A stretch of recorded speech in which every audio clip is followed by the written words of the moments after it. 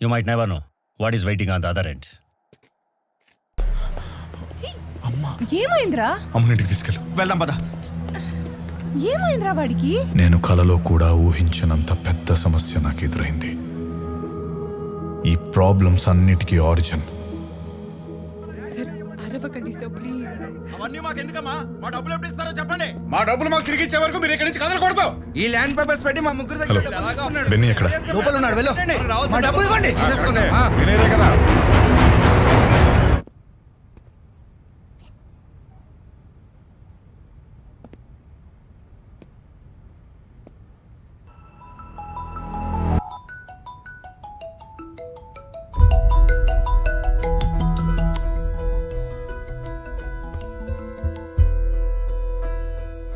Accident లో చనిపోయాడా?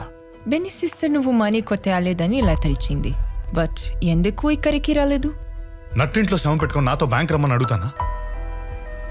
వాళ్ళు that బరి తీసుకుని పోతే ఎప్పుడు రిటర్న్ వస్తా? బడ్డీ ఏంట్రా? ఆ 5 కోట్లు కొట్టేసిన పాపాత్ముడు పోతే ఏంటి? వాడు ట్రాన్స్ఫర్ చేసిన ఫేక్ అకౌంట్స్ ఉన్నాయి కదా, వాటి నుంచి మనం డబ్బులు వెనక్కి తీసుకుందాం. ఆది ఆల్రెడీ ట్రై చేశాడు. కుదరదని వాడికి తెలిసినప్పుడు నిన్నెందుకు బడ్డీ తెచ్చమంటాడు?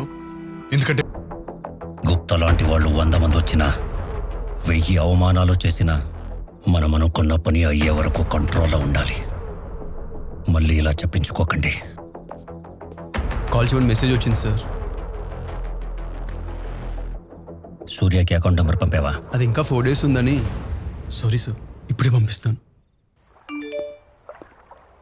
ఎవరు బడ్డీ? ఇప్పుడు ఈ గేమ్ ఎవరి చేతుల్లోనూ లేదు. నేను ఆది తిరిగి గెలవాలి.